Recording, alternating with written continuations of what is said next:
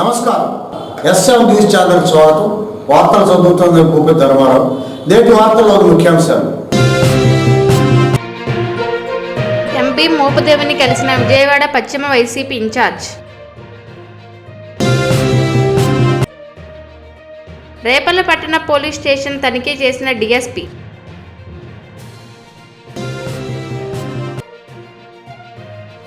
కూచిపూడి మూల్పూరు గ్రామాల్లో వికసిత భారత సంకల్ప యాత్ర.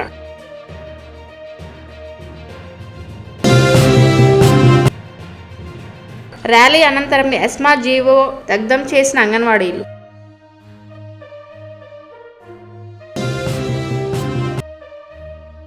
కర్లపాలెం జడ్పీటీసీ పార్టీ మారడం హేయం.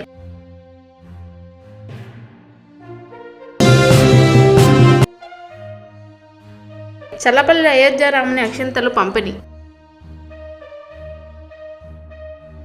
బాపట్ల జిల్లా వైసీపీ అధ్యక్షులు రాజ్యసభ సభ్యులు మోపుది వెంకటరమణారావును విజయవాడ పశ్చిమ నియోజకవర్గ వైసీపీ ఇన్ఛార్జ్ షేక్ ఆసిఫ్ మర్యాదపూర్వకంగా కలిశారు. సోమవారం రేపల్లలోని ఎంపీ క్యాంప్ కార్యాలయంలో మోపుదేవిని కలిసి పుష్పగుచ్చం అందజేశారు. నూతనంగా ఇన్ఛార్జిగా నియమించడంతో స్థానికంగా ఉన్న పరిస్థితులపై ఎంపీ మోపుదేవితో చర్చించారు. పార్టీ శ్రేణులను కలుపుకొని ఎన్నికల్లో విజయం సాధించాలని ఎంపీ సూచించారు. ఈ ఎన్నికలు సమీపిస్తున్న తరుణంలో రౌడీ షీటర్లను బైండ్ ఓవర్ చేయాలని రేపల్లె డీఎస్పీ మురళీకృష్ణ సిబ్బందిని ఆదేశించారు. సోమవారం వార్షిక తనిఖీ లో భాగంగా రేపల్లపట్టణ పోలీస్ స్టేషన్లోని రికార్డులను ఆయన తనిఖీ చేశారు. పెండింగ్ కేసులపై దృష్టి సాధించాలని తెలిపారు. పట్టణంలో లా అండ్ ఆర్డర్ పనితీరును పరిశీలించారు. కార్యక్రమంలో రేపల్లపట్టణ సిఐ నజీర్ బేగ్, ఎస్ఐ హరిబాబు, నవీన్ కుమార్ సిబ్బంది పాల్గొన్నారు. ఈ సందర్భంగా ఆయన మాట్లాడుతూ వార్షిక తనిఖీలో భాగంగా రేపల్లె పోలీస్ స్టేషన్లో రికార్డులు తనిఖీ చేయడం జరిగింది.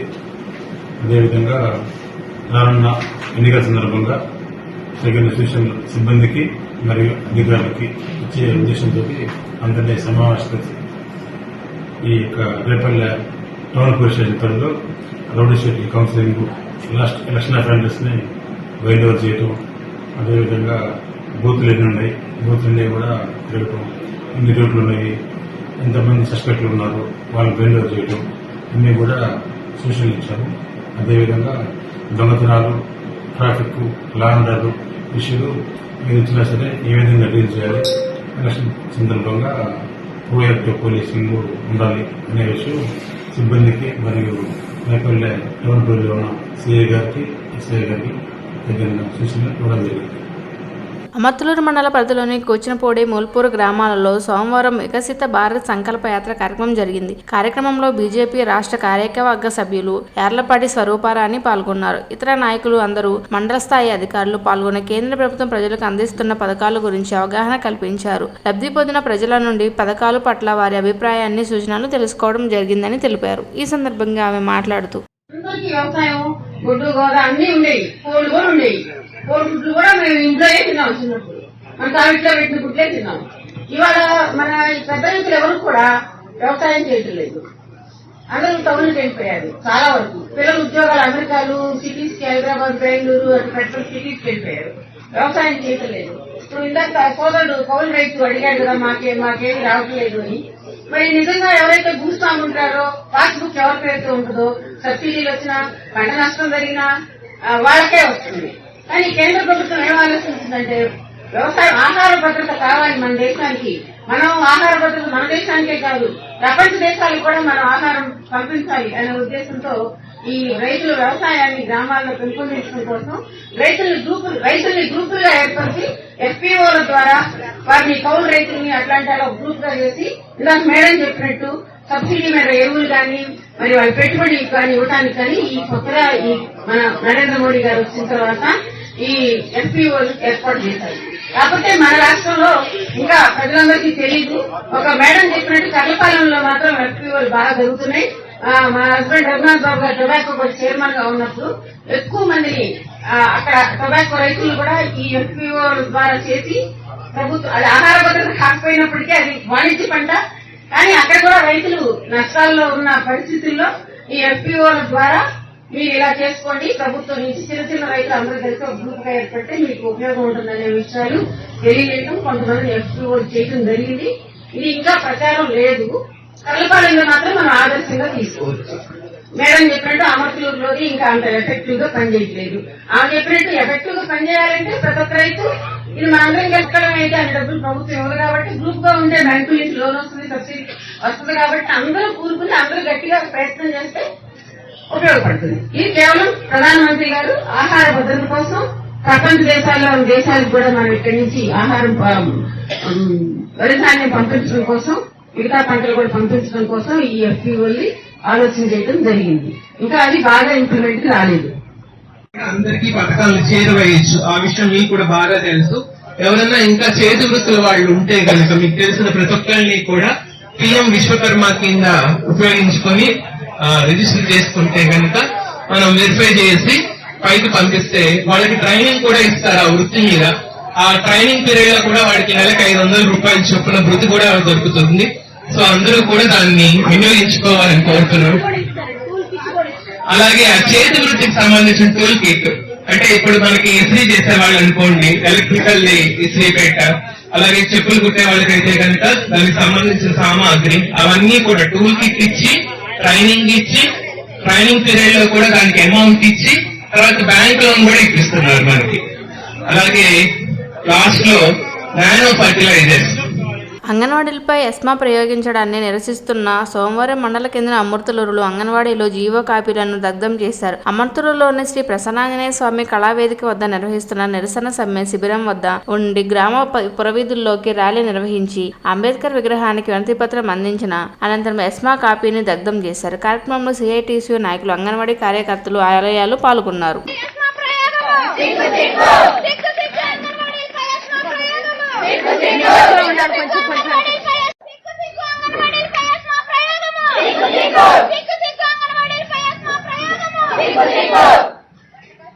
ఇక్కడ జీవన్ ఇక్కడ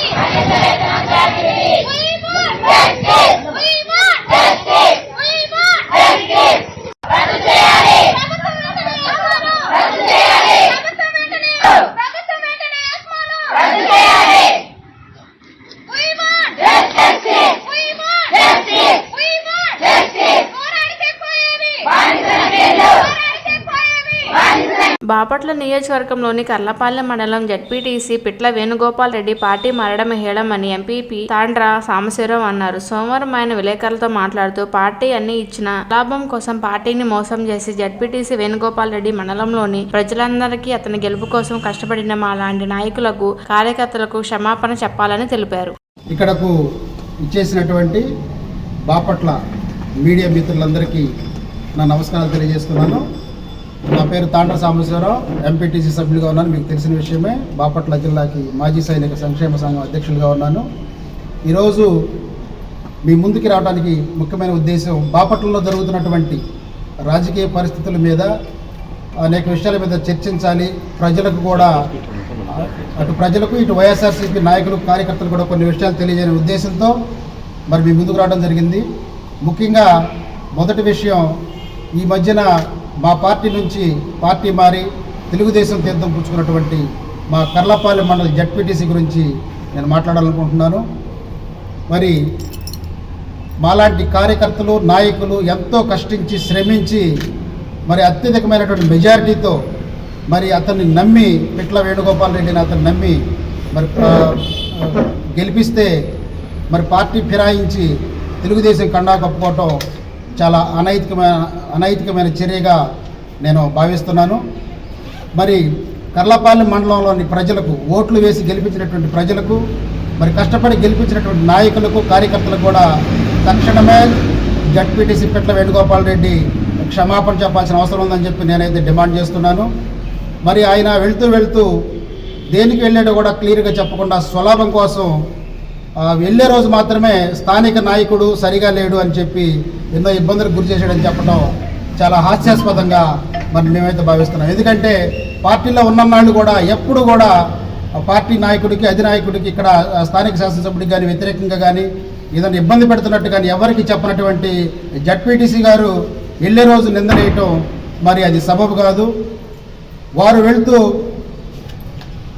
మరి ఎప్పుడు ఆ పార్టీలో ఉన్నంతకాలం కూడా గురువర్యులు అన్నాడు, పూజ్యులు అన్నాడు, పెద్దలు అన్నాడు, 30,000 మెజార్టీ అన్నాడు. తెల్లారిపాటికే తెలుగుదేశం కండా కప్పుకున్నాడు. మరి నువ్వు ఒక మాజీ సైనికుడుగా, నేను కూడా ఒక మాజీ సైనికుడుగా ఇక్కడ అన్యాయం జరిగితే తిరిగి ఎదిరించి పోరాడవలసినటువంటి ఒక సైనికుడిగా నీ ధర్మం ఏంటని చెప్పి నేను తెలియజేస్తున్నాను. నీకు అన్యాయం జరిగితే నీకు నువ్వు న్యాయం చేసుకోలేనప్పుడు మండల ప్రజలకు ఆ పదవిలో ఉండి ఏం న్యాయం చేస్తావని చెప్పి కూడా నేను కర్లపాలెం జడ్పీటీసీని అడుగుతున్నాను. తక్షణమే మండల ప్రజలకు, వైఎస్ఆర్సీపీ నాయకులకు, కార్యకర్తలకు కూడా క్షమాపణ చెప్పాలని చెప్పి నేను అయోధ్యలో శ్రీరాముని పూజించిన అక్షింతల పంపిణీ కార్యక్రమం చలపలలోని నారాయణరావు నగర్లోని శ్రీ ప్రసన్నాంజనేయ ఆంజనేయ భక్తులు స్వామివారి దేవాలయం వద్ద జరిగింది. శ్రీరామ జన్మభూమి వారిచే పంపించబడిన అక్షింతలు ప్రతి హిందూ బంధువులకు చేరేలా జరగనున్న ఈ కార్యక్రమాన్ని చల్లపల్లి ఉప సర్పంచ్ మొమ్మలనేని నాని, ఎంపీటీసీ మోపుదేవి ద్వారకానాథ్, వైసీపీ మండల కన్వీనర్ శ్రీరామ్ నానీలు ప్రారంభించారు.